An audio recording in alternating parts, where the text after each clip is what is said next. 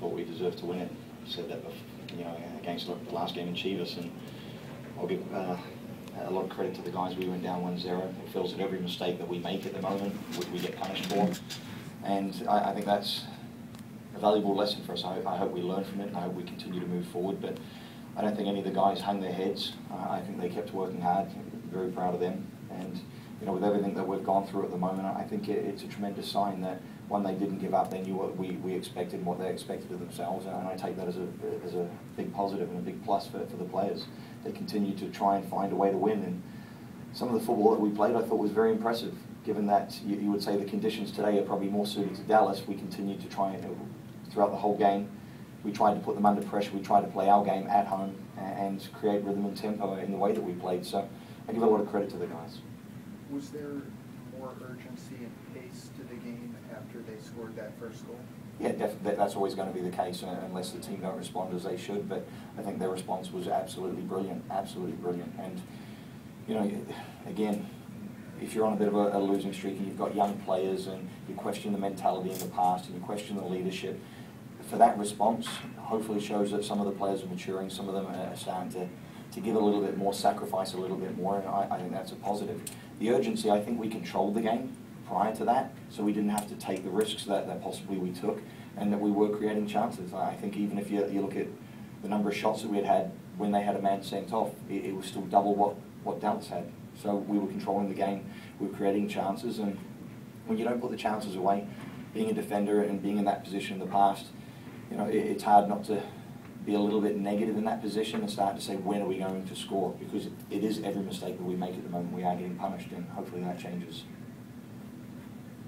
Coach, Chris Boyd had no touches during the run of play in his 60 minutes. What are you guys going to do to try to get him the ball more?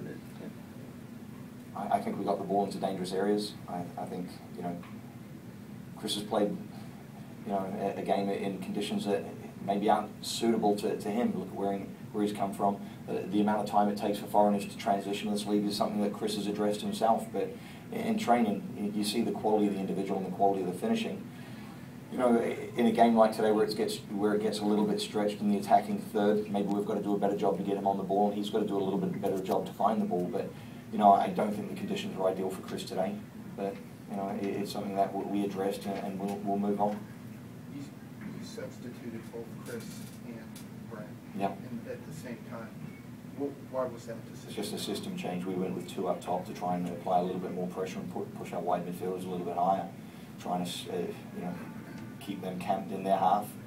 And I think it worked. If you look at the chances that we created, the movement of Danny and Bright, I think was effective. The urgency from those two was very impressive, and we started to get a few more chances. So, you know, we were going through for the throat at that stage. We were down by one, and we had to do something to positively affect the game.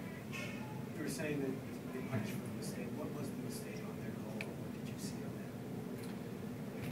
You always try and hang me out where you mention players, and you know, it's just a simple mistake from a defender and not tracking a runner, and we get punished. I forgot who it is. Gavin, talk about Frank's game.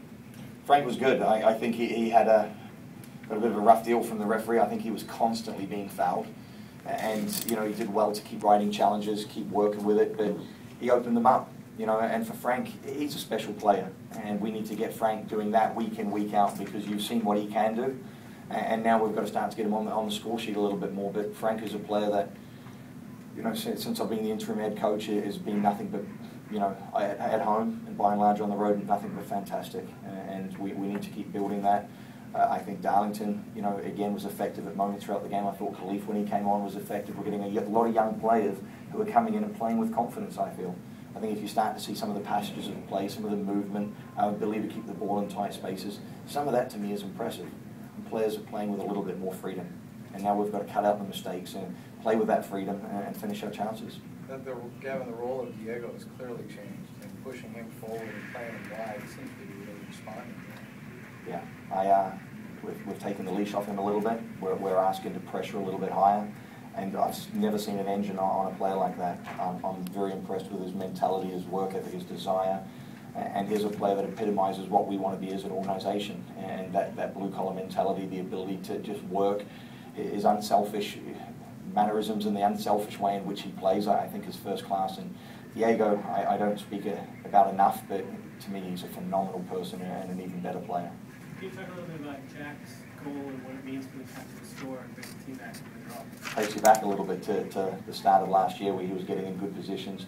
I think it was a great strike. I thought we could have had a couple. I thought Hartman was absolutely fantastic for them today. So for us, you know, for Jack, I think it's tremendous. He, again, has taken on a new role with this team. Since we've changed a few things, he's sitting a little bit more, freeing up Diego Chara, and he's done it with tremendous maturity, and he's been very productive. It's not all roses as such, because we're still not getting the wins, but we're seeing enough positives in the way that we're trying to play, the changes that are happening, to start to believe that the tide is turning. Gavin, you were up in the box a lot more talking to the players.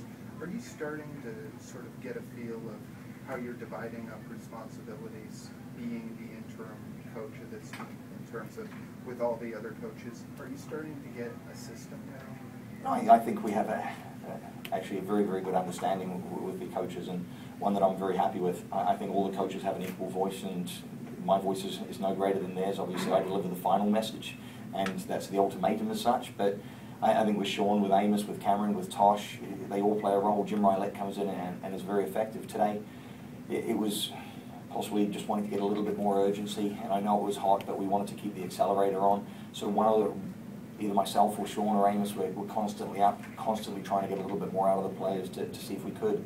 And you know, whether it works or not, we'll see. But I think the responsibilities have been divided, and it's a collective group all going in the same direction. Gavin, was there a sense of frustration with the way Dallas is landing at the ground often? I know maybe they didn't deal with the heat too well. I don't know. So it's frustrating. It's also you've got to do it at the right times, and for them, it's a level of maturity. It's managing the game, and it's something that we need to learn and also do better on the road. And there's no harm in them coming in and frustrating us. If we did that at our own home venue, there would be tremendous problems. But you know, it's for them, it's maturity in managing the game. It's something I don't approve of. It's something I don't like, but I understand it.